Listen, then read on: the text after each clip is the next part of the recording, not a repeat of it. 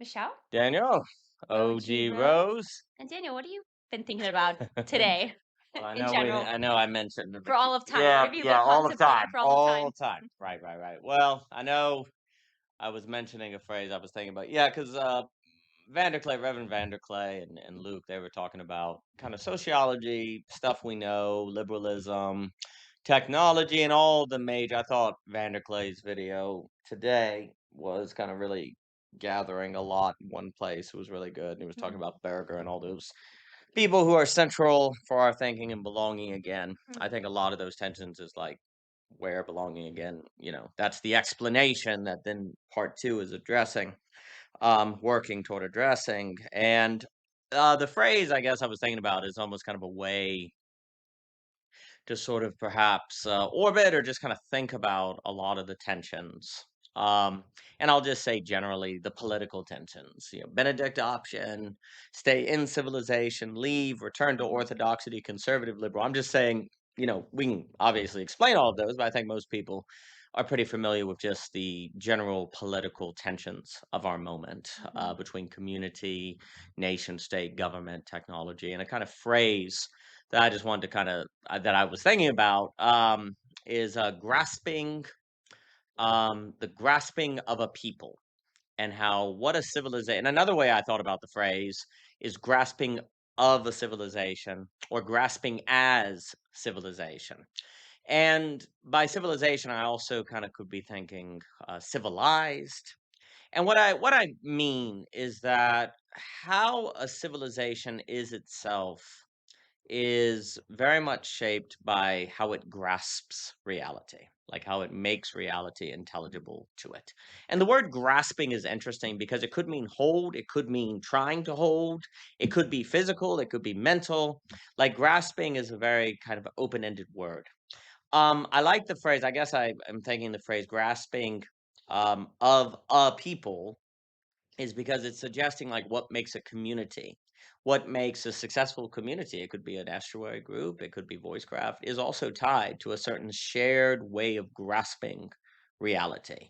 And to start with that is kind of like let's take starting in an oral tradition. Well, in an oral tradition, the way you kind of grasp is verbal. And so, what constitutes the civilization of an oral tradition is very different than what constitutes a civilization of a literate civilization. Well, why is that? I mean, a literate civilization could, if it wanted, live like hunter gatherers, right? But there's something about moving to the book.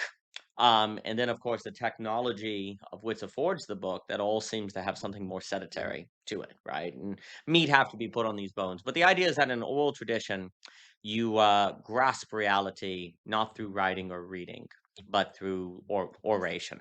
So here's my point. So therefore, what constitutes being part of a civilization is being good at the oral, right? Is being good mhm, at oral tradition. Now, let's say that you were in a people that didn't speak. Theoretically, there was like no language, maybe animals. Then the civilization of the animal at the gathering would be more like grasping, literally grasping acorns if you're squirrels or something, or grasping a tree. Like the way you carry yourself in the world would actually be at ground zero of what constituted the collective form, mhm, right? Now, once you move to like writing and reading, Postman talks about in the disappearance of childhood, or like many people, where a mature person today is someone who can read, right? And so there's an idea that what constitutes maturity or being civilized means you're literate, or being part of the civilization means you're able to read, because that means when that means you're part of a way of grasping the world that we all share, or that we've all agreed to, that we're going to grasp the world through this. We're going to actually be because there's another point of this where if William Ong is correct that in an oral tradition people had a different kind of subjectivity. They didn't have the inner space like Dr. Anton said with Guy Senstock on Ong. Then for people to say we're going to be a people who read, that also kind of means this is the mode of subjectivity by which we're going to relate to one another. We're going to relate to one another as if we have an internal space. We're not, we're going to relate to one another as if it's possible for us to divide the feeling of anger and the expression of anger. Mhm. Well, because, basically someone who can't control their anger, we consider them as cast out. Like they would not necessarily cast out might be strong, but there's an idea that they're not properly participating in civilization. Mhm. But if, and I'm using the term civilization loosely and broadly here, there's an idea that they're not civilized. Whereas in a oral tradition, if someone couldn't separate feeling anger and expressing anger, well, that wouldn't get you kicked. That wouldn't lead to you being seen as uncivilized because that was the mode of subjectivity that people were in. Mhm. So there's an idea that what we consider civilization or civilized or a people, and I'm thinking the phrase grasping of a people because the challenge, maybe it was Blackwell, but Haidt talks about it as well, Rauch, the challenge of every nation is to make a multiplicity of people, like to make there be something shared between people who don't seem to have anything in common, right? Mhm. Like that is a nation, is making the Mhm. many one, right? So Mhm. to make a people. Yeah. And that the challenge of a nation state or broadly civilization is to make a one out of the many, right? And the idea is that there's something about the shared way of grasping or grasping reality that is at ground zero of making of a people. Um, and to go from there, the reason I say all of that is because to start, and then I'll give it to you for any thoughts.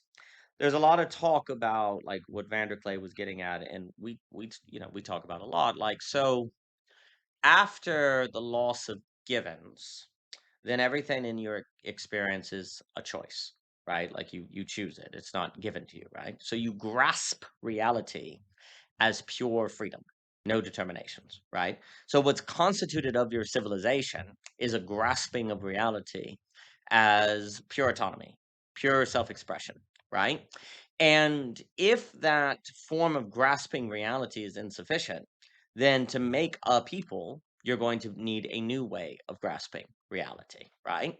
Or there's an idea that that's not a way that the subject can grasp reality and not be overwhelmed by anxiety. The other tension is that technology changes how we grasp reality. So, this is kind of the idea that a lot of people who are critiquing liberalism and talking about going back to sort of orthodoxy or kind of more original beliefs. Well, their way of experiencing reality and grasping it has already been shaped by technology. And to go back to the original orthodoxy and experience the world the same way, you would actually have to experience it outside the technological essence. Like, but you're already habituated according to that way of grasping. So, for example, like we talk about in the paper representing beauty, once the camera is invented, Right. I can no longer look at a tree and not think of it as a potential photograph. Like, even if I don't have a camera, I can think of things as potential photographs. When Sure. once the phone's invented, I could call my parents right now. Why do I or don't I? So every Sure. moment has a new way to grasp it, a new way to interpret it, right? So the issue is that the feeling of belonging in community is strongly tied to how we grasp things. And the issue is that the more and more you can grasp things as continual choice, then you every moment have the choice of am I going to take a picture of that tree or not. I every moment have a question of taking that tree or picture of that tree or not. And let's say I do and you don't. Now you're Mhm. wondering what I think about you because you didn't. Maybe you don't think it's beautiful, and I'm questioning myself and I go crazy, right? And so even if we go back to some orthodox beliefs in Christianity or something like that, we still have that different way that possible difference that emerges because of how we choose to take a photograph or not of a picture, or if you choose to call someone and I don't, what does that say about friendship? What do we agree about friendship? So you get that kind of introduction of choice. And so the thing that I'm saying to sum it up is that our age is defined by a grasping of reality that is I don't want to say contaminated, but inseparable from choice. Like there's an individuation of what we grasp and how we grasp Mhm. because technology gives us option and we don't have givens, right? Mhm. But if grasping, like us sharing in how we grasp reality is what makes us a people, like we have a similar Yeah, way yeah. of not just, and here's the key. It's not simply we have the same beliefs. A lot of people I think make this kind of emphasize having the same beliefs for a Yeah. people. Yeah. It's actually more of having a similar way of grasping reality, because we can disagree about something, but Mhm. if we grasp reality the same way, that disagreement could be productive and go somewhere. Yeah. But if we don't even share in the grasping, or it seems impossible to ever have the difference in grasping to kind of come together on something, Mhm. like once the camera is invented for a picture, there's no point where there stops being the possibility of Yeah. taking a picture, so it never ends, right? Well, if difference can never end, that means you don't make a people eventually, and I'm happy to expand on that. But the point I'm saying is that a people tend to have been made by similar forms of grasping reality and the kinds of subjects they were in that grasping. Whereas now the way we grasp reality is necessarily fragmenting because it is inseparable from choice. So it never comes back together.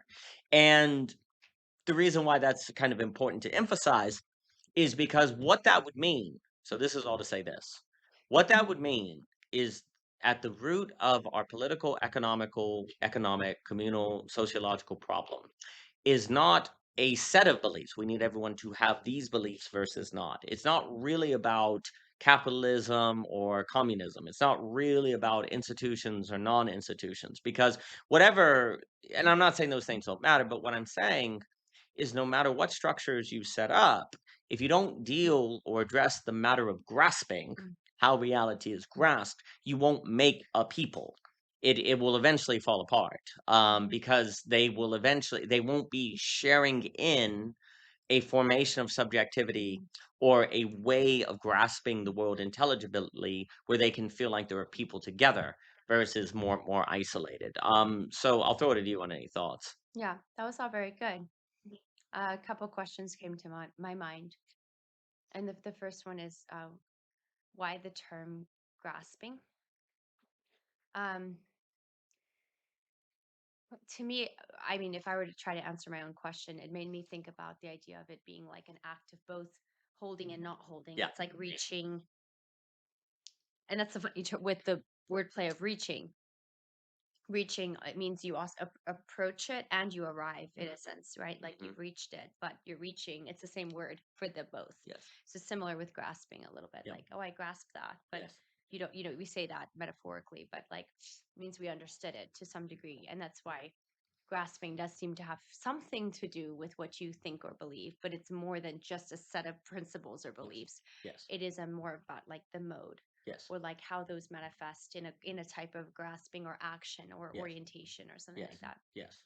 So Well, I'll yeah, say that good to yes, so why and that word? also grasping could be apathetic because the in the sense of you're grasping at the unknown, but there's always Right. more to get, Yeah, but yeah. that Like you doesn't never just clutch fully it. get it. Yeah, You yeah, don't yeah, yeah. clutch it. Now, No, but you yeah. again, no words are perfect, and I acknowledge that grasping could have a possessiveness, or it could have a nihilism, where it's always Yeah. getting away from. But actually, that's the reason I like it is because it's in the middle of those Mm, two, right? And ultimately, since what is needed is something mysterious and beautiful, which we mm, grasp at but never fully get, and there's a humbling in grasping, like you mm, grasp. It sounds like a humbling kind of term, right? mm. I also like the word grasping here, which I'm not saying this is a term we use throughout OG Rose. Mm. This is just kind of popping in my head Yeah, today. yeah, yeah. Is that I like it as well because it is both possibly physical and mental. Absolutely. And so it's an kind of incarnational term. Yeah, It has a bothness going yeah. on, That's good. right? And also I grasp what you're saying. That kind of means it is also putting emphasis on the concluding, Like like the the apprehension apprehension, of it. Yeah, right? And usually we'll talk about conclude and apprehension, and those are forms of grasping. yeah, So, for absolutely. example, a people who Mm, apprehend are going to be a different people than those who just mm, calculate. So so the reason why I'm saying like grasping of a people is suggesting that a people like is strongly correlated to like how they grasp the world. So people trained in apprehension, Zwingli insight, are yeah, going to be a different kind of people than people who only calculate, and therefore a different kind of nation, a yeah, different kind of community, right. and so on and so Mm, forth. mm, So that emphasis on grasping is to say that you could put it this way: at the root of our problem is a way of reaching conclusion. Now, conclusion is a loaded term, but like again, and I don't disagree that it's an institutional problem and an economic problem because those influence how we reach conclusions. But at ground zero is a kind of The fundamental problem is the way we as a people reach conclusions or reach consensus or arrive at ways of understanding things, Mhm. right? And if that is not fixed, and this is where the Frankfurt School and Marx and all those people are saying, it's like you've got to be aware of the very way that people form value.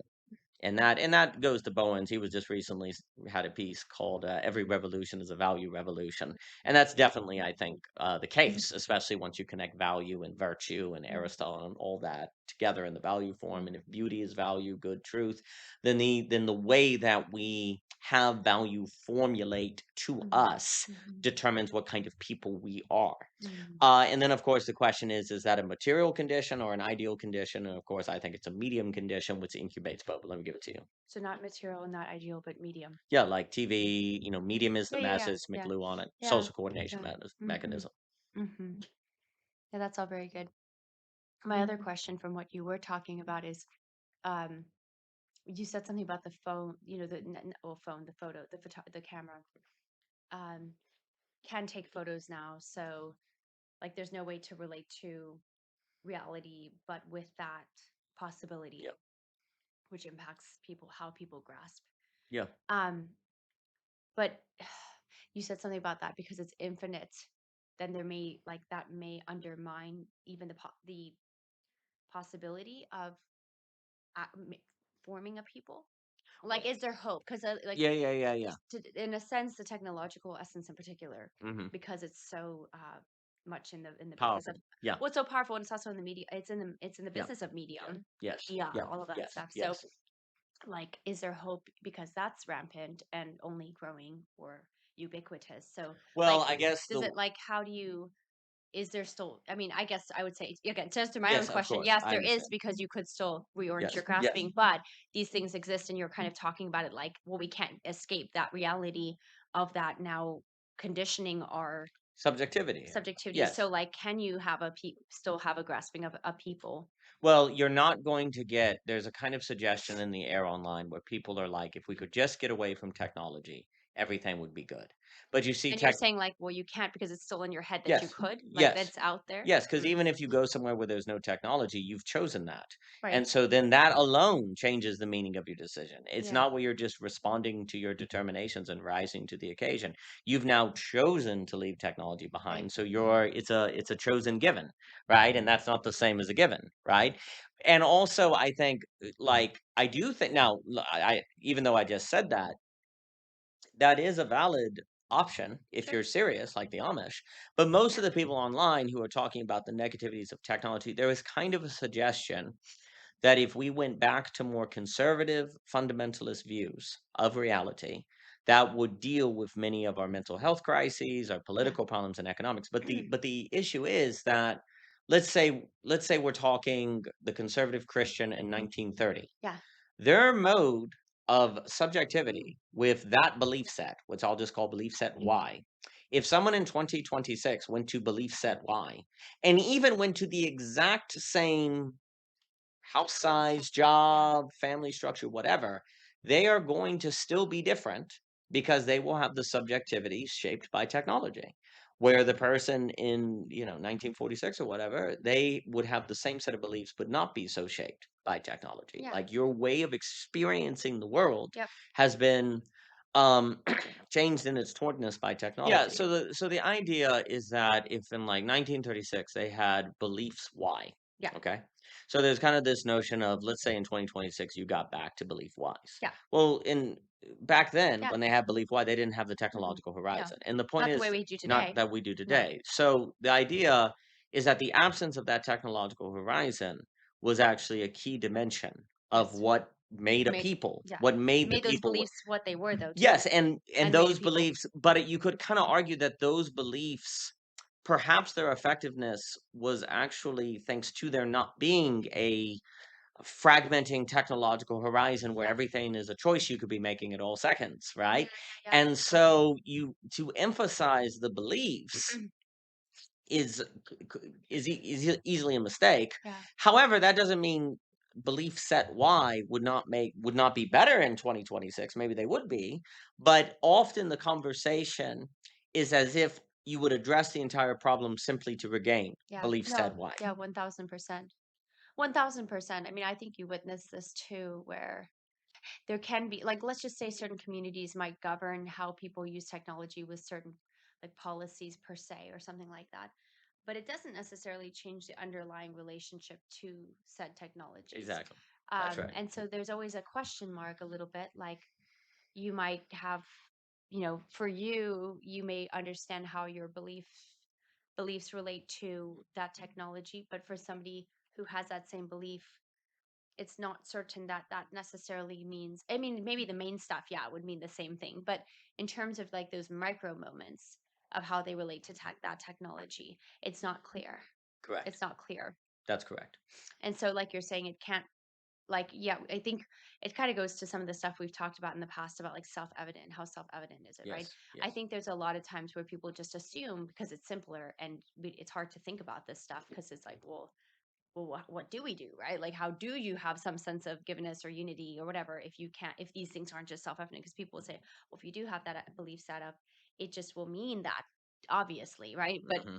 anytime we kind of just default to like, well, that it's just obvious, we have to be careful, because usually we want it to be obvious because then we don't have Yes. to think too hard about it, or if there are some discrepancies, we can kind of like, I don't know, overlook them or whatever. But those are the often the things that are going to be so fundamental in, like, they're going to be crucial in how a people is Completely. a felt sense of belonging would be, you know. Completely. And so the point is, there's a way in which what I'm saying is that technology is almost like dye and milk. Like once it Yeah. is added, you can't take it out, I Sure. guess is what I'm Yeah, yeah. saying. And so like so you have to actually, the question of belonging again is going to be tied to a question of grasping reality that is not at the mercy of a dye being added to the milk. Like if the grasping fails or falls apart, once the dye is added to the milk, you're in trouble because there's always going to be a new technological thing Yeah. added, right? Yeah. Even if So you, like you said, even if you don't use it, it's in the atmosphere. yeah, it's in the atmosphere, and then you chose not to use Yeah. it, so it's not given, right? Yeah. So what what's being suggested is as technology is accelerated. So if throughout history grasping has been at ground zero of what made a people, and the introduction of technology kind of in a certain way forever destabilizes grasping Yeah. because Yeah. it's Yeah. now individuated Yeah. choice, and that creates too much complexity Yeah. to be sure that everyone's on the same page with the grasping, Right. right? Right. Or without thinking about it at the very Yeah. least, right? Without some sort of engagement. So there's an ever destabilization that is now added, and basically the way you would deal with that is by never having, like, getting rid of the technology. But once it exists, you can't get rid of it because it's forever changed the meaning of your decisions, because even if you choose not to use the phone, well, then you chose not to use the phone. And you can't assume that your neighbor makes the same choice, right? So that right there means you're going to have to find the people who grasp reality the same way, and that would be a coordination problem, Yeah. ergo the SEM, right? Yeah. So what that would suggest is that what is needed now for making of a people who basically, because this is what everyone online is kind of talking about, is what does it look like to have a civilization that keeps the goods of liberalism, the goods of modernity, but not the bads, basically. How do you have liberalism without ignoring the concerns of post liberalism? How do you have capitalism without the materialism?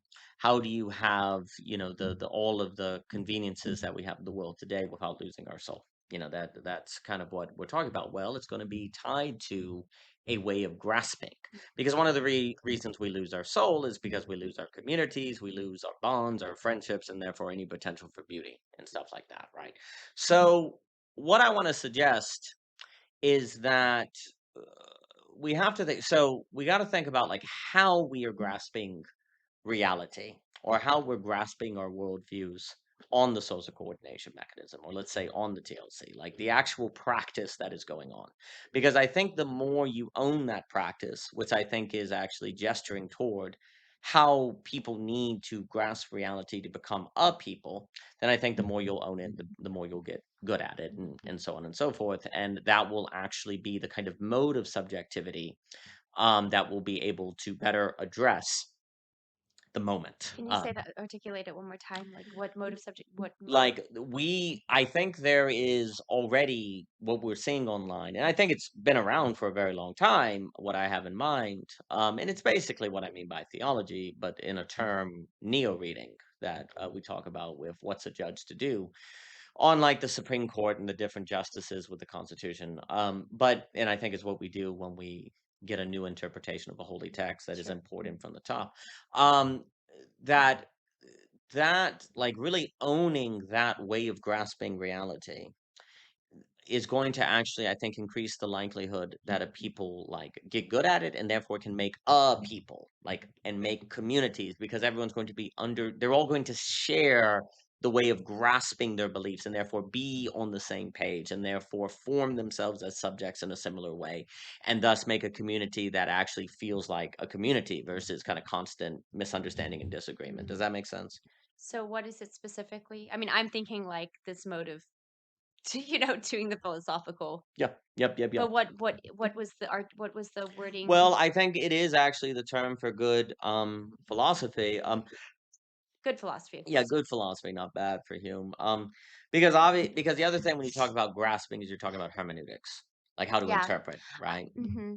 Yeah. I mean, I guess just really quick. I mean, I don't want to jump in, but like I do think that because it may I don't know as you were talking since the beginning, I was thinking about the American experiment, Mhm, which obviously there can be critiques of it and et cetera, et cetera. But this idea of like a the pursuit, the like this concept of like the pursuit of happiness, like this pursuit also makes me think a little bit like feels in line a bit with grasping yes, because it's like this recognition that you're not entitled, like you're not essentially entitled to just being given uh happiness and all, but you are entitled to your pursuit of it and your grasping of it. right, But that is going to require something of you. yeah, Now you have been given many things that you did not, yeah, are in a sense like you entitled is not like there's a way in which you were given life, you were given a mhm, body, you were given the capacity to think, like you did not earn these things really, you just received them, right? But yeah, there is something really important about this idea that yeah, there's not this there's this requirement that it seems to have on you to be able to do that type of grasping or pursuing, um that yes, then like pulls you forward.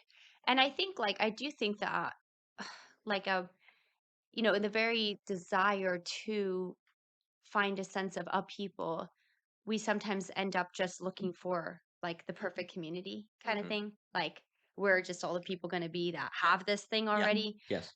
Which I don't know that that's the best way to go about it in the No, sense that that's the old belonging. You're yeah, and honestly, what yeah, they tended to do is look for people that had the same beliefs. yeah. And again, that probably worked pretty well before Yeah, it did the work internet, very well. before like Yeah. people had and that's the other thing I think it's funny with the words and the symbolism of stuff where what do people grasp a whole lot is their is cell phones.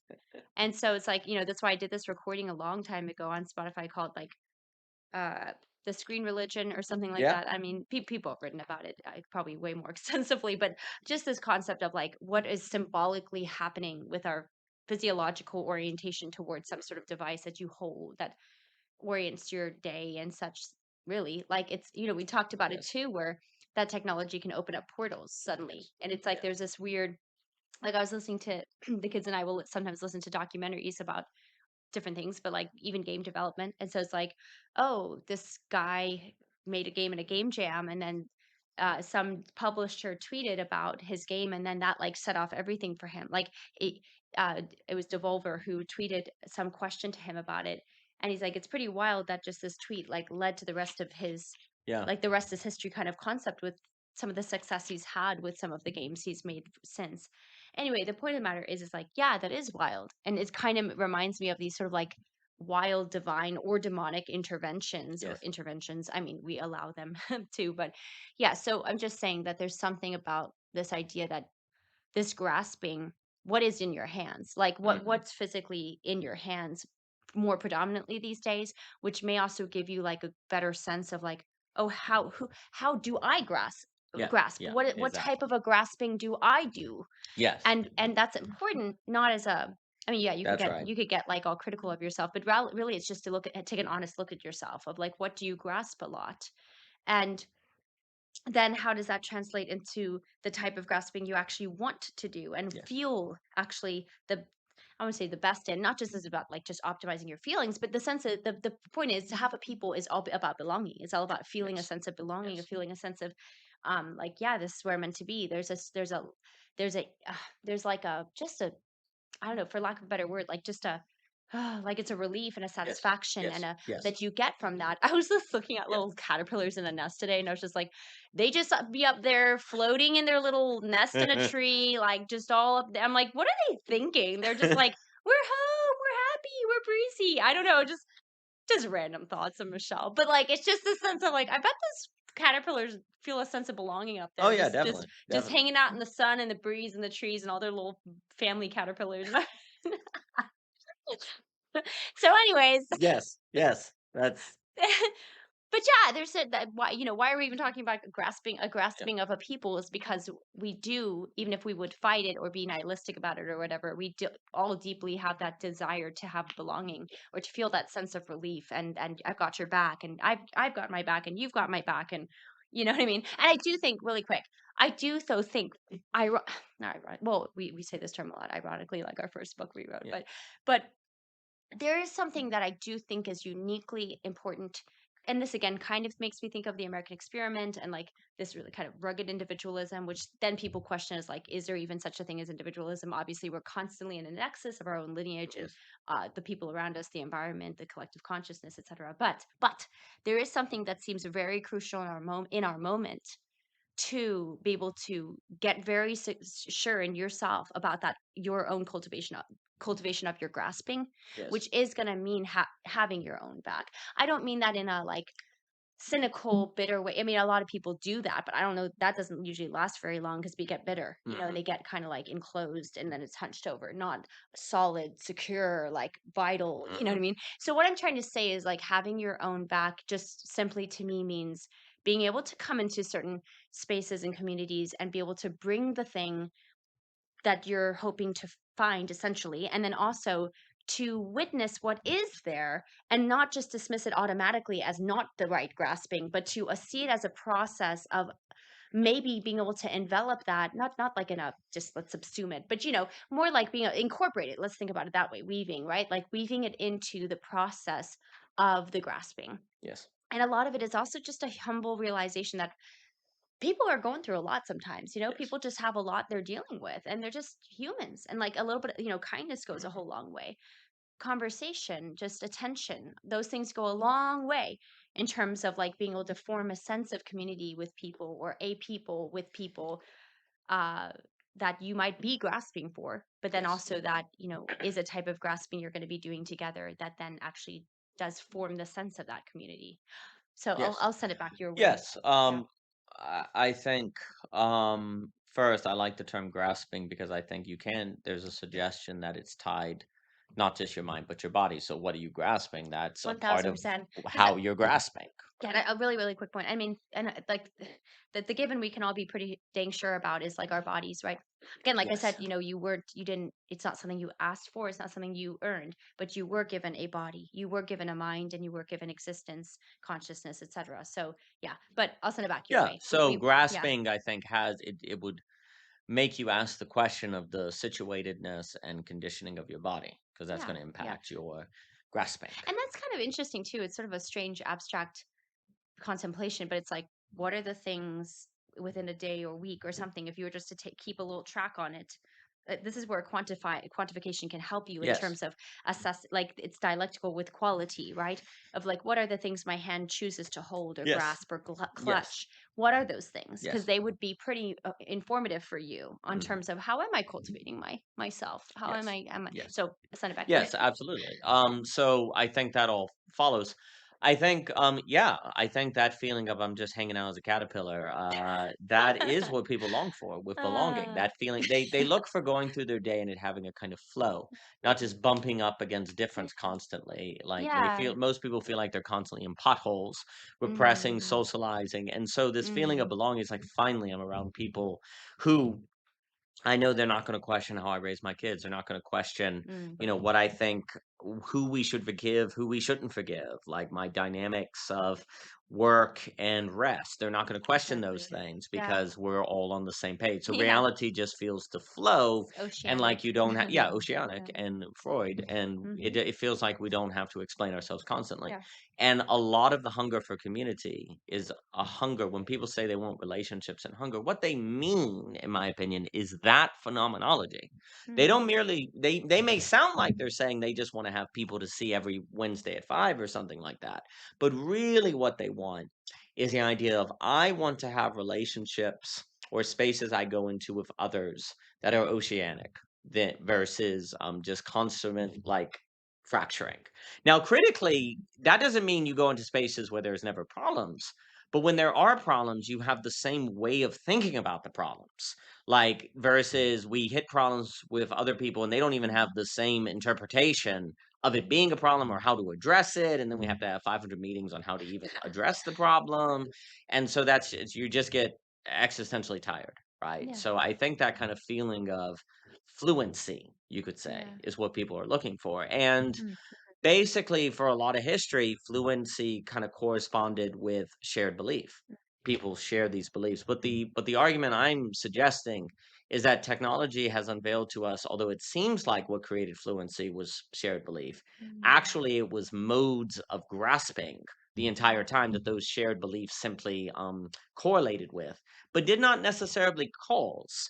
They may have not hurt, they may have been the means of the practicing of that mode of mm, subjectivity, but it was more like correlation but not causation in a certain way. And so now when people are saying, well, we need to get back to shared belief, they may be making a mistake of conflating correlation with causation. When really that fluency can is found when people share grasping more than shared beliefs. I think you can get that fluency with people who have a different worldview from you if they engage in the same way of grasping yeah. reality, Yeah. and if they share the same end, like the point of the grasping. Yeah. Or please, Well, I'm just thinking right now, I'm like, I don't know. That's why I was like, gee, that just feels so much harder these days. yes, Yet at the same time, I mean, that's the whole point of what we're talking about this. But also there's a feeling of like I was saying before, if you're just thinking it's gonna be like you're just gonna find it, like you can s- basically in the very thing you're hoping to find, you may not be cultivating yourself properly if you're just cultivating t- a subjectivity that is thinking it's just going to be there to find these yes, days, that's yes, and so like and that's that the mistake a lot of people are yeah, making. because but it's yeah, look, I get it. It's It's really reasonable tempting and it's reasonable because you're like, because if I you should look feel at it, right? Like I history, should just yes, come in and be like, oh my gosh, these are my people. yes, And actually, like, yes, what's so cool and what we've seen with the SEM is you actually will find you can like it is possible to in a sense like just find it, right? yes, Just discover it, right? yes. Like geometry, right? But But like the question there's is, are they your quote unquote people because of shared belief or shared grasping? well, shared I mean, I would say shared Shared grasping, grasping because I yes. mean, at least in our experience, our world. Now there may also be shared belief, but the question is, what's correlation, what's Yeah, causation? well, I actually do think that probably these days, even if people who are in maybe like more of the it's self-evident belief camp, they can stay there if they want to, Yeah, whatever. that's I mean, fine. that works fine. If it Yes, works for you, yes. great, If you But have found yeah, yeah, fluency, yeah. But there's people who would like say that hasn't worked for yes, whatever reason, right? yes, Like, oh, the church hurt yes, me, or this, yes, this, or the yes, institution yes, screwed me, yes, whatever. So yes, like, there are people who didn't find that or whatever. So what I guess I'm trying to say is that like I do think in our age, this ablation is uh to find the shared sense of belonging, and I found my people in the grasping, right? yes, But the funny thing is that like in the belief land, for those people, they're going to have to do more of the work of realizing like actually these aren't my people. However, it's still in a sense it's still necessary for me to come and show up in yes, this yeah, space yeah, absolutely. because these are still people that Yes, are my usually this is like yes, your geolocational yes, people, right? And yes, some of them you can deeply love and feel a deep resonance with. I'm not saying it's not yes, possible there. It is, and yes, it does happen, of yes, course. But on the whole, it's not like you've got your little like pals. You know what I mean? yes, Like all your yes, gang, your gang's yes, all here. yes, Yeah. So what I'm saying is though, in a sense, you're kind of being required, I think, today to go into the beliefs as self-evident kind of group, but actually if you just look around, you're like, wow, people got a whole lot of different interpretations of this. I don't even know if this is, do I feel the vibe Yes. here? I don't know. Yes. But you're still like, there's almost a requirement to say, if you avoid that entirely, though, you're not doing the work of a proper subjectivity to encounter Correct. different, like, the whole point of the grasping crew, if you wanna call it that, is, like, about encountering difference. Yeah. Well, guess what? You're gonna go encounter difference with the people who may not Yeah. necessarily be thinking about encountering difference Yeah. in the way you do. Yes. Therefore, difference. Right. Exactly. So it's just kind of a funny, yeah, Yeah. Now so there's yeah, please. I don't know, I just think there's something really funny and fascinating about that, where, like, maybe it just requires people to do both, unless they found the answer in the belief as self-evidence kind of group. The argument is under global interconnectivity and pluralism that is increasingly fragile, Sure, we talk, yeah, and you don't have self-defense if the state comes, et cetera, et cetera. However, the sure, fact that you have found fluency in that could make it plausible to you. You don't need to develop those skills. You don't need to be able to do philosophy of self-defense and have the right. fire extinguisher, as we've talked about a Yeah, yeah, thousand times. yeah, And yeah, I hope that I hope that investment pays off, yeah, because if not, I think the consequences are dire. And I think in a right, complex world, it's like likely the black swan will happen. But yes, people are looking for a kind of fluency, right? Now, there's also something to be said about their certainly shared beliefs may prove to be very important when there's a crisis that has to be addressed and you're trying to get a bunch of people on board, and shared belief can be a way to kind of implement action quickly, whether it be a hurricane or a scandal or something like that, or something happens between people in a relationship, so on and so forth. But there's this idea that if you have shared belief but not shared grasping, it's not going to be adequate. But if you have shared grasping but not shared belief, that may also have a fragility. So there yeah, easily could be something about yes, shared grasping and shared belief. exactly, But yes, then what's yes, interesting is the way I'm gonna describe the kind of shared grasping I have in mind, I think would suggest that it actually changes what the beliefs are, and it makes the beliefs themselves living and processes, and yet also kind of stable. So even though there is a kind of shared beliefs in neo-reading, as I'll put it, they nevertheless have a different quality than stagnant shared beliefs. So there is something shared, but it's more open-ended in a certain way. But mhm, let me explain what I mean by that. So typically, so anyway, so far, kind of the idea, it's reasonable for people to think that what we need is shared beliefs, yes, a shared ethos, because when you look back in history, that seems to that's it, be what you see. yeah, that's But it, the sure, argument that is being suggested is that's a correlation but not causation mistake. Even though I think it's a mistake to say correlation doesn't suggest at right, all causation. That's right, become kind of a silly. I mean, if it correlates, there's probably something going on. But it's also a mistake to think correlation does all the work. There's more that has to be thought, probably. The suggestion is that technology unveils that the shared belief may only be part of the puzzle. That there's kind of something else, and um, we may think that all we need is a shared belief, and we're not really taking hermeneutics and the grasping seriously. So there is this kind of idea that the problem with modernity, let's just say modernity, the world now, is its new beliefs that kind of leave behind traditionalism. And there's mhm, this emphasis on traditionalism now, yeah, right? And there is something to be said about you have to kind of return to the old, right? And we've talked about that a million times with return, Hegel and Hume and so on. And there's an idea that the problem with the world right now is it flattens difference, it flattens traditions, mm, it flattens stories, and without stories and traditions, and people can't root themselves, and mhm, Simone Basins, and stuff goes crazy, right? But then on the more liberal progressive side, there's the idea that, well, the old traditions couldn't incorporate, female rights or abortion or LGBT or so on and so forth, and so that's a problem, right? And it's not fluid enough, mhm, correct? mhm, And then there's also a concern that are you just going to absorb everything new that mhm, shows up, mhm, right? And if you say yes, that seems like you don't have a tradition. You practically don't have a tradition mhm, if you just mhm, accept whatever the world comes up with. mhm, But then if you say no, that also seems problematic, because it would suggest your tradition doesn't have space to make room for the newness, and that would seem to give evidence that it's simply a man-made historic episode is not made by a living God, or Mhm. say something that's kind of vaster than a historical moment, Mhm. because a tradition has a problem if it comes off to people as too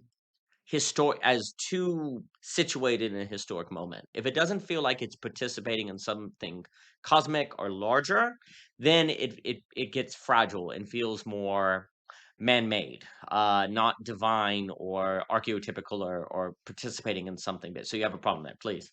Well, really quick though, couldn't it be the opposite though? Couldn't somebody have an interpretation that if a tradition is just going to like the fact that it would be less man-made. The tradition standing Hmm. would be less man-made because like man-made would be Sure, sure, less sure. like That would be an argument people made, but yeah, then maybe that's just coincidence. Maybe it's still around because it represses desire and people aren't allowed to critique it. So we need the enlightened New Age sure. atheists to come and Well, critique it. So maybe it's only yeah, stood because we're cowards. You see what I'm saying? Like we were too scared to, we were afraid of going to hell. That's why it stood. yeah. Well, I mean, I guess I'm just thinking about the Amish again though, Sure. where sure, maybe people could chalk it up mainly to repression or something, but Hmm. I do think though that they also made, and yeah, for those who are born into it, they don't necessarily make the choice, though they do have an opportunity to make the choice because they don't become members until they Yeah. baptize at whatever 16, 17, whenever they make the choice themselves.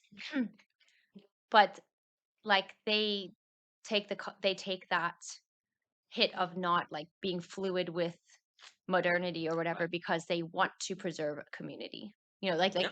Yeah. you know what I mean? So it's like that's a choice. They well, like it maybe wasn't a choice, but it was in a sense because I mean their Anabaptist movement was a choice against Sure, and again, we will say it a million Catholicism. times, that is a legitimate, Yeah.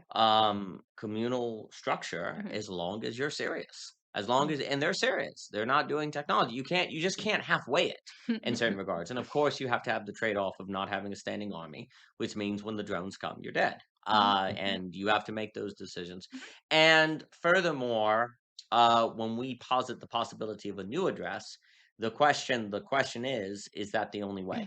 Or is there another way, right? Right. But it's a Iona, like Cortani says with Iona, Amish, these are all valid, and they just Yeah. have different trade-offs and so on. But excuse me, what I would suggest is, if you're, but that tradition too, even the Amish does have a live discernment Oh, about what 1000%. technologies to let in. Hmm. So that's getting a neo reading. So this is They what I, they literally do. I mean, that's what a lot of people don't realize. yeah, they have a voting Hmm. process, right? Yeah. So what I'm getting at is that there's something that is being looked for where you have to honor the past, like you have to honor what has occurred, Hmm. while also incorporating it into it, the new. Hmm. Like you have to maintain the old while incorporating the new, Hmm. right? Hmm. And if you incorporate the new in a manner that seems to contradict the old, then you get in trouble. You Hmm. get, it's overly progressive. Hmm. But then if you get something that is unable to incorporate Yeah. the new Yeah. or resentful, it's overly conservative. Right, and it could end up being repressive because that's where you just kinda shut down the conversation and say it's self-evident, right? Yes, Like, well, that's the correct. Bible says, Yes, it's but it's like, well, self-evident. but the Bible doesn't Doesn't say anything necessarily about drone say warfare. doesn't No. say anything about directly about drone No, and if you warfare. decide this verse does, well, then other people Why? disagree and Yeah, like, why but and why so on. that verse, right? Why And that it verse, could right? you could have a very good reason, and maybe that's enough, like, it could Could justify it be, or but then it explain it or also, whatever. that depends. Are you the one manning the drone? Are you the one running from the Yeah, yeah, drone? yeah. Like, what verses Yeah, apply yeah, yeah, when yeah, in what when. way Mhm. depend on your relation to it, Yeah, right? yeah, yeah, yeah. But the point is that there's some kind of ability. Let's say we're talking drone warfare. There's something where, what you're looking for is a way that, let me just say Christianity today, because Oh, that's the okay. example. So you're saying, I have an interpretation of how to respond to the drone Mhm. that does not essentially contradict with anything in the tradition. Therefore, it's a valid interpretation. Okay. So you're saying that I do actually have to figure out what the Bible says about drones, Mhm. but I also know the Bible doesn't say anything about drones. Mhm. So you have to engage in a very interesting hermeneutic. Like there's a very interesting hermeneutic going on there, Mhm. because you're saying I have to interpret this new thing in light of the tradition, Mhm. but the tradition doesn't say anything about it. Mhm. And yet, if I assume that therefore the tradition is not relevant for it, that threatens the tradition, Right. and also kind of threatens the ability of the tradition to ground me. Because if I have to think outside the tradition to Mhm. deal with this thing, Mhm. then can I trust the tradition? What relevance is the tradition? Why am I making these trade offs for the tradition? I'm going every Sunday to this church. I could be doing something else. And it doesn't seem like it's able to actually somehow help me or give Or me or address. dress or give me fluency because I'm Mhm. now so regularly having to think about things that the tradition doesn't speak to. So what's the point? Right? So if you can't plausibly engage in a kind of hermeneutic Mm. where you're able to think about something new in terms of the Bible, which the Bible does not directly speak on, then you're going to have a split in your mind between following the Bible and dealing with drones, and they're going to be like almost a schizophrenia. They're going to almost be like different. It's going to be like a different world almost. Like there's going to be no relevancy between the two, and you're gonna and there's not there therefore will not be a fluency in your life because it will feel like you have to put on like two hats. Well, like, okay, so this idea of I have to use something outside the tradition in order to Address address drones. drones. Okay. And so you're saying the one route is just to say, forget it. I'm not having a tradition anymore. Yes. Because Or you could, why? Because you're having all this work to maintain the tradition. You're going to church. yeah, You're following right, right, its right. ethics, and it doesn't have anything to say about drones. So it seems like a silly trade off. It Yeah. seems like a bad investment. Or the alternative is just do the tradition and stop asking questions about drones. Yeah, and Right. Just avoid drones. don't think Yeah, about it. don't think about it. Yeah, that's basically the other route, Don't think right? about it. And then the third option would be Say the tradition's dumb. Don't think about. Well, the third no, option is what we're talking about, which is the neo reading. right, right, which is no, we're going to persist in the difficulty of the bothness, Yes, like the tension of the bothness. yes, that's correct. And it is important because like yeah, I mean these are very real things. Like these are very real Yes, things because you and I think again there's just this kind of, you know, wriggling and frustration with it where it's just like no, the tradition would have and would say something to these yes, things. It does speak to it. But, like, think about, I don't know, Protestants and birth control, for example. yeah. Like, there's just tons of examples where there's not some robust No, answer. Like, there no. might yes, will there be an answer? Yes. Will somebody come up with something? Yes. Have there probably some books have been written about it, I'm sure. Yes, But yes. in terms of the just the But general it's not the grasping of the culture. It's not how the culture yeah. of Protestantism Now, grasps. I will say that certain traditions, I think, maybe have they have more implicit things in their structures for dealing with the we don't know what to do about that. Yes, sure. Like they do, and so in that way, they're like, "Yes, we're the tradition, but we realize we're gonna encounter stuff that we've never encountered before, so we're gonna have a council for this or that Sure, or whatever." sure, sure. Kinda like with the Amish, right? Yes, They do have that's these correct. very serious meetings where they talk for long Yes, hours about yes, what yes. voltage they should allow on But a then the question engine. is this, the way of grasping that committee does, because I would argue that committee is often in the business of neo-reading, Yeah. which I need to explain more. But is that way of grasping what the average person in the tradition does? Because if No. not, then the people in the tradition will not experience one another as in the shared grasping needed to make a people, I see to what you're saying. make But a can't a people be made on relying on but the that's relying on council? shared belief because what you're saying is they'll give us our new shared beliefs. Yeah, But that's not we'll your just grasping. wait until they decide Well, and I'm then glad you we'll said all this yeah, because I yeah, do yeah. think a lot of times people think, well, Daniel will deal with that problem by having a council.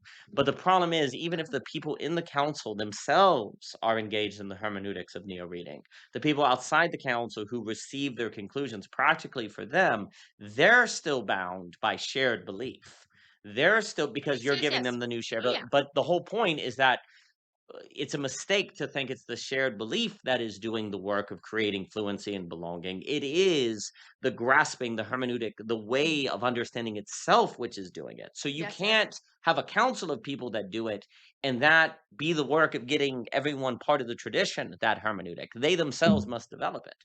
They Well, themselves must gain it. They can't just survive off the fruits of a council that has it giving them that sustenance. maybe I could just say like, sure they can. Well, But they've what I will tried. say is, They've well, tried until they go home and encounter a technology they've yeah. never thought No, about, but and they're that's out the of thing. training Look, for it. like that's the thing. Now you've got essentially like some I'm not the, saying there wasn't a historic period where no, no, that yeah, was yeah. No, sufficient, I'm but the yeah. average person is now encountering the technological essence. Yeah, no, I mean, look, like this, for example, this would have been like, these councils would have been the people would be like, okay, we do have some, uh, something has happened within our community, and now we're going to go and Yes. decide Yes. how we should Yes. behave Yes. toward that. Yes. But now people, and like you're saying, in every single day, whether it's an advertisement for this, Constant. or it's Constant. the fact that the cell phone is in the house or whatever, like it's just this constant thing that is not being mediated by the council saying, because people also don't really believe, like I don't say they don't believe in the council anymore, but like there's something where, as much as people might practically kind of A lot of speak. people think it's oppressive Oh, or sure, yeah. absolutely. Because 'cause they're like, "Well, okay, so the council's just gonna come in and decide what they're gonna Yeah. do for that." Yes. Now the reality is that there are, for example, like just on the very micro, families work a little bit like, Sure. in the sense that the Sure. parents are gonna counsel, they're gonna be the counsel that then Yes. counsels, Yes. like the different word for spelling, right? Counsels the family Yes. into what are our values, what are our Yes. beliefs. Okay, we encountered that. That was, we hadn't maybe encountered that before. How would we encounter that? Or Yes. you see something in the world, or like whatever. Well, a family And that then, doesn't train neo readings in trouble. That's well, ultimately but what we're getting at. yes, yes, yes. And so I think like the hope, I don't know, there's something about this idea of bringing the council closer to the home so that children can then see it, to know that one day they will have the role. And Yes. actually, they start to have the role, even in the sense that they are full participants in that council, because they are a part of the The family. family. Now, they will ultimately, the parents will maybe still, they will hear the input, and then they'll make a decision, say, What do we think about this decision? Da da da." There's still the roles, and there's still like a sense of hierarchy. However, there's full participation, which then allows for this sense of, I see, we are going to have to do this grasping, because it's not always self-evident, but we are going to have to come to conclusions as if they're almost self-evident, so that Yeah. we can believe that, or we chose to believe that this is what's best for whatever, our family, or how we do things, or whatever Well, it is. So, but you have so this problem of arriving at a conclusion that feels authoritative. And the whole idea is like, well, if we like don't just accept the tradition as given, then it won't have authority. So that's part of the $1 million problem, right? Is it would seem that Mhm, if you incorporate new situations like drone mhm, technology, that mhm, puts at risk the authority of the tradition because it doesn't have anything to say about drone technology, or if it does and it doesn't work, that threatens mhm. its authority. So there's an authority problem here. Oh, absolutely, But absolutely. so there's a way in which right now, and it's what you were saying, that many people are kind of dealing with the moment with either a go back to the tradition and don't think about it. That could Right. be maybe more conservative, Sure. or the conservative has nothing to say about it, therefore it's false. Maybe Right. that's more in the progressive. Right. And the idea is that both of those fail. You can't do the conservative because of technological essence, and you can't do the liberal because then people don't have roots or grounding, and everyone fragments off and releases and Philip Reeve and Freedom Burger, and and there's no plausibility structure, and right. everything goes mad. Right. You just have isolated individuals, right? Right. Okay, well then, what's the third? The third is somehow the ability to plausibly integrate the new into the old, Mhm, that thus unveils there was always potential in the old mhm, that you mhm, didn't know was there mhm, until mhm. the new thing happened. Until drone let's put it this way, until drones were invented, you didn't know that Christianity had something to say about drones. And actually, it needed the drones for that thing to be brought out that was Yes. always there, Yes. Yes. right? So a neo reading, which again, maybe there are better terms, just kind of means new reading, I just have this obviously. sense of Neo from the Yeah, Matrix, like, Matrix. Like it's a new reading, but it's a reading that is plausibly it's an interpretation that brings in something new into something old that you didn't know had something to say about it, that actually after you read it you say no, it did have something to say about it. And the act of interpretation is trying to take the new and make it fluent with the internal consistency of the tradition, right? mm, Because again, although we talk all the time about the important, but this is a girdle point then, because the new is the girdle, so it's a map with a girdle point, if you will, right? So you need your tradition to basically have a girdle point, which is the new, but the girdle point requires the internal consistency of the map to hold it together. Like something that doesn't have incompleteness without internal consistency is nothingness. It's just chaos. So you need that. So a way to think about this is basically, I think a lot of the grasping we need. I know we're mm, short. Yeah, mm, time mm. flies. Um, the term neo reading, and I think what gets at kind of what this grasping, this hermeneutic is that I think basically is can make a people today Right. can be thought about kind of comes out of reading all of the different Supreme Court justices, books by the Supreme Court justices, whether it be Scalia, Ginsburg, Blackwell, I can go, et cetera. And there's kind of this idea of how do you interpret the Constitution. Hmm. And if I were to speak extremely generally, the original now you have textualists and originalists, and they're not necessarily the same, but generally on the conservative side, there's this emphasis on what was the original intention of when the Second Amendment was written. Like what was the original intention? And more of the progressive side would be what interpretation is in the spirit of what the Second Amendment intended. Yeah. Like in the spirit of what it kind of intended. So let's put it this way: Second Amendment, the right to bear arms. So the originalist might go, well, when it was originally written, there was the idea of the English. There was the idea that if the average person didn't have a weapon, then they couldn't form a militia. Therefore, you would have a standing army. And if you had a standing army, you'd have strong centralized power, and that would be a problem. So you want the military to be more decentralized. So the right to bear arms is tied to that intention of protecting the country effectively without central power. And then also there are things where they would argue that the right to bear arms, comma, for the well establishment of militia, comma, will not be infringed. Right? There's an idea that that clause to establish a well regulated militia, or whatever it is, verbatim, and of course it really matters verbatim for this. So Yeah. I'm getting it. I'm not being helpful here, is tied to the fact that what they saw in Europe is where the king would take weapons before invading, because then they couldn't stop it. So that all in mind, the original interpretation must mean the average person can have a weapon, Right. right? Right. But someone of the more progressive side may say, well, the whole point of the Second Amendment is basically for people to feel protected and safe. Yeah. And if in 2026 America, if people have weapons because now they're not just a musket where you have to have a ball down, so like now I can just, you can fire quite easily, that that guns now can exist in the society in a manner that destroys the social order. And it's much easier to do, horrible things, right? Right. Like it's very difficult to imagine, some of the violence we see today with the musket like it Yeah. used to be, Yeah. right? So the idea would be an interpretation of the Second Amendment must take in mind its original intention is for people to feel free, and how now the technology of weaponry has gotten to a place where without having certain regulations on firearms, it's actually going to betray its telos. Do you understand what I'm Yeah. saying? Yeah. Right? Definitely. Definitely. So, of course, the conservative critique of the liberal is that's just a Pandora's box to basically get away with whatever you want to do. Right. Because when do you decide? Who decides when weapons are regulated to a sufficient amount where the average person feels safe and free, Hmm. right? And if you do that, you're going to get tyranny. Because in the name of the original intention of the Second Amendment, you now have a big brother who doesn't Right. have to worry about the people. Right. And therefore, you need to bind yourself to the original interpretation of the text so that you don't get this tyranny of growing Right. government. But if you look at the conservative reading that says the right to bear arms, you say, well, I mean, if we follow that, then the average person should be allowed to have a cruise missile. Why not? Because if the point of the like, how do you set Yeah. Yeah. limits Yeah. on it? And of course, everyone would laugh and say, well, we don't want people to have nuclear bombs. But wait, why not? Like, Yeah. where are you getting that Yeah. Yeah. from, Yeah. right? And of course, this gets into precipice. Well, and what I'm getting at is actually this is my point. No actual judicial process, when you actually look at it, is purely conservative or purely liberal. Yeah. It's actually always a mixture. Absolutely.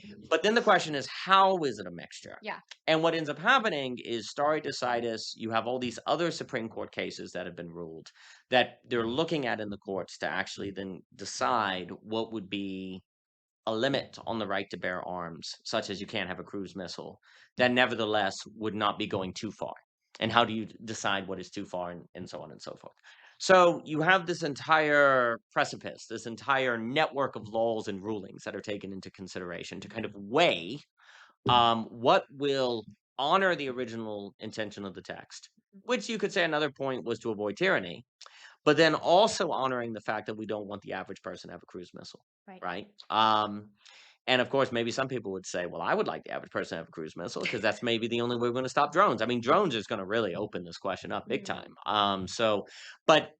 But that's actually the point. It's really gonna open up the question big time. So what is the kind of hermeneutic you're going to need to think about the What's the kind of question? grasping? What kind of grasping are you gonna wanna have Yep. when the problem shows up Yep. to handle it? And this is, to cut to the, to kind of look at the point, and then I'll throw it to you, but I do know we're short on Yeah. time. Yeah. If you simply say the original text says that we have a right to bear arms, and you say it's self-evident that we should all be allowed to have drones or something, Yeah. right? Yeah. Or you say it's self-evident that we shouldn't, right? That's not going to cut it. Yep.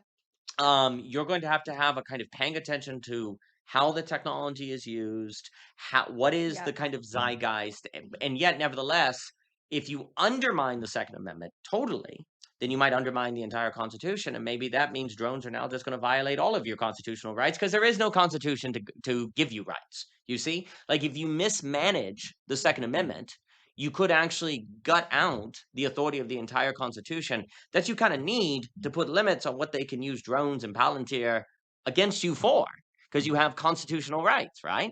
So, in your effort to figure out the proper way by which to relate to drones, if you do that poorly, you could undermine the Constitution. Like Uh, in either direction, too liberally or yes, too that's correct. If conservatively. you don't engage in the neo reading properly, Mm. you could remove the very rights that you need to hold back the full Mm. tyrannical power Yeah. of drone technology. Right. So this neo reading. So what are you doing in a neo reading? And what this is what I think a lot of people in the TLC are doing, and just owning it Mm. is really, really important. What you're doing is looking for a new interpretation, a new way of thinking about something that is not explicitly in the Bible or explicitly in the Constitution, Yeah. that nevertheless keeps the Bible alive, Hmm. that keeps the Constitution alive. You're trying to maintain the authority of the tradition, the authority of the Hmm. text, but you're doing it in the way of interpreting the new thing in light of that authority, that it doesn't contradict anything in Yeah. it, essentially. And that's not a reading of pouring in from the top, because if you simply assert something like, it's important that we're pro-choice, and you just assert that, well, you haven't done the work of the neo reading, Hmm. right? To go in and grasp. And if someone says, well, the Bible's pro choice, well, you've also just asserted that. Like, you're pulling it from the top. So you have to go into the text and find the internal consistency, right? Mm. And so the point I'm saying is that nobody gets out of the work of neo reading. And basically, the sooner you accept that, the more you Yeah. can actually form a people. Because let me put it this way, we now have so many problems between conservatives and liberals because conservatives are doing, I'll just say, originalist readings, and liberals are doing Ginsburg readings or something like pouring from the top. Well, that's creating the trouble. But if the Yeah. conservative was doing neo reading and the liberal was doing neo reading, Mm. then a lot of the problems you're seeing now would Yeah. actually, in my opinion, go away. You could have a people made of Mm. conservatives and liberals because they're both committed to neo reading. Hmm. But if one of them is committed to saying, just asserting the self evidentness of the text and Hmm. basically keeping out newness, and the other is saying newness undermines the credibility of the old text, Mm. well, then we're done. There is not going Yeah. to be a shared people because there's not a shared grasping. You see what I'm saying? So, what you need is atheist, Muslim, Christian, Hindu, conservative, environmentalist, everyone needs to share in the grasping of neo reading. And then the argument is if they did that, then that would actually form a different kind of subjectivity and a different kind of way of being in the world that actually would create fluency.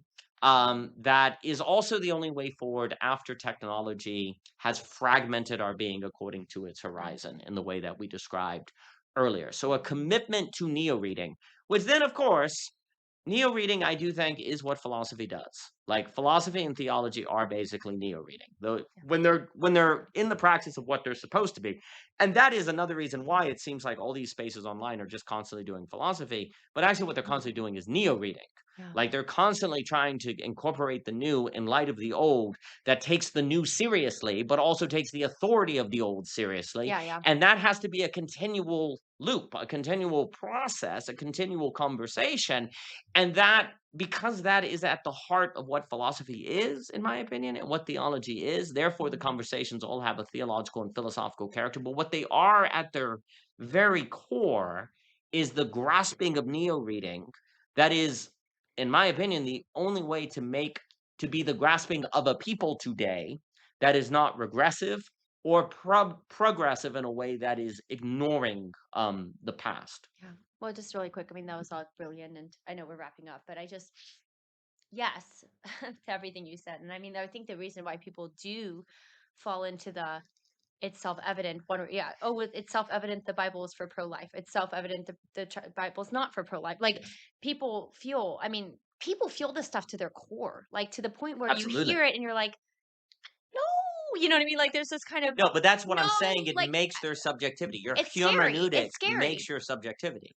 Well, and it's yeah, and right, it makes your subjectivity. Therefore, your very core, the core of who Yes, you your are, and your very core. subjectivity, and everything you hold dear gets it feels like it's being rattled, or it feels like it's being threatened, and so you get it's scary because Yes, you're like, well, but of course, right? Of course, the Bible's for pro life, right? Of course. Then somebody who doesn't yes, feel that way says, well, but of course, there's room for yes, interpretation on yes, that yes, because if we yes, because like you said, there's lots of stuff that happens in the Old Testament, and yes, then you're like, and then it's also about like what value are we talking about? If it's life itself, then what if you've yes, competing yes, values of life? yes, Blah blah blah. yes, Right. So, but like the point of the matter is that it's going to feel very destabilizing. yes, It's gonna. The yes, reason why we like self evidence is because it's like, no, there's just no way that's a possibility. Because I am very certain that this is the way it is, and yes, this preserves life. Like, let's say yes, if it's pro life in the Bible, this yes, preserves life. This preserves families. Preserves, the sanctity of life itself.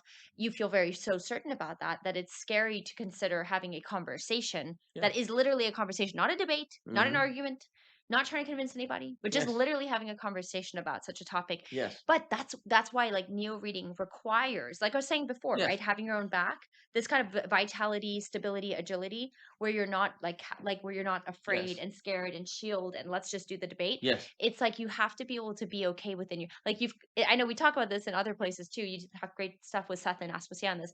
Your nervous system has to be like ready for this yes. stuff because That's you won't be able to do neo readings if your nervous system is like, no, it you is know a what I mean? chicken or egg problem though, because is that the neo-reading that gives you the nervous system or vice versa? It's I obviously both. Right, it's probably But an what you element of do in both, your but kitchen determines if you. I mean, the thing yeah, is but that this stuff neo-reading is your ability to neo-read is determined by what you do in your kitchen. yeah, how you react to your child Yeah, when you're tired. Like these absolutely. stuff that has to do with how you're also going to be able to handle, and not just handle, but even thrive in neo reading, in the Yes, fact that you can have difference, yes, real difference about real stuff that matters deeply to you, and still be able to have like a yes, fruitful, meaningful, even wonderful time, and fruitful conversation. You know what I'm yes, saying? yes, So yeah, it's just something about like I just kept on thinking about neo reading requiring the the person to be able to handle it on a yes, nervous system level, on an emotional yes. level, And there may because be a people can dismiss that like, oh, that sounds like I don't know, whatever. yes. But Well, it feels important to me to well, this. and It really again, does. the neo-reading is a term in a paper. What would a judge do that goes Where's through? that? Where's that You know, I'm located? about to say it's not released or Oh, published okay, because okay. I've kind of been going, is there a better term? And there might be a better term, but we're Yeah. just talking to I Davis. remember that paper though, yeah. Um, as a form of a hermeneutic. And there's an argument to be made that a lot of integral theory, spiral dynamics, a lot of that talk is looking for a kind of integration Yeah. model that's Yeah. going on. There are parts of me that I don't know if it's an integration so much as it's an ability to continual orbiting the girdle point. But this is where no language is Are you saying sufficient. like the chicken and egg thing? No, on this kind of idea that when is a neo rating an integration of the new with the old? Like, is it like Mm. bringing the new into the old, or like it is a kind of integration, but it's also a continual management. Like the work doesn't stop. Because I also want to say that you can't just one day say or assert. It's important to honor the new with the old and to see both sides. It's gotta be a habit, it's gotta be an emotional practice, it's gotta be something you do the work of. It Yeah. can't really be neo-reading can't be a position, it has to be an Yeah. It's a activity, mode. a I mode. mean, it's Not not a that I'm one. It's saying integral thinking doesn't say that, it's just, again, it's a paper that's not released because, there's just there's some decisions that have to be made about the language and yeah. stuff like that, Right. but generally, the point is that what I think philosophy is also kind of fundamentally engaged in is neo-reading. Like, And that's it's the not reason you just do it. new reading. Like if Yes, we take like the Latin, it's yes, not just simply, well, we'll just do a new reading of this. It's correct. like the it's new in the sense that it's a new historic moment that we Yes. then have to learn how to read, continue the It's process of reading in a new way. It's the neo-reading is more about it's a new reading, like a new way a of new reading. way of a new Yes, you're mode. Yeah. not reading like the original. We'll say the textualists who say we're reading to determine the original meaning of the terms, or progressive that's saying we're reading to come up with a new interpretation, Interpretation. Yeah. right? It's kind of like no, it's like It's a new way yeah, of reading exactly. that is actually trying to maintain the authority of the old in light of the new that takes the new seriously. Yes. And that's fundamentally going to suggest that the Bible doesn't say anything directly about drones, but it has something to say about drones, but you have to stand in the middle of that tension. Yes. And you're going to form a people out of those who stand in that tension with you because you grasp the world the same Yeah. way as neo reading. And the point is that finding people who share your beliefs, people today think that's going to give them fluency. My argument very strongly, and as we've been talking about, is that will not. It's not the shared beliefs that are primary. It's the shared way of grasping the world. Well, really quick, and that's why it's not that it's not at all about the beliefs, but Correct. it is about this grasping because You to need the me, beliefs for the reading. So the beliefs yeah. are important. Well, we have this is a belief to create the concept of grasping in a Sure, sense, right? absolutely. It's a neo reading or Yes. something like that of Maybe like positions. There's a difference between beliefs and positions. yeah, yeah, that could be good too. Yeah, I mean, I think there's also something about the grasping being a lot more in line with actually a praxis, like Yes, well, that's the key you is know, that you're using beliefs, you're using positions for a practice, not to actually stop practice yeah, in a certain way. But now but our alarm has gone off. yeah, For more by OG yes, Rose, visit ogrose.com yes. and Anchor and oh, there is no Anchor, Instagram, Spotify. etc., Yeah, yeah, yeah. Amazon. Purchases, reviews are appreciated. Thank you so much. Thank you.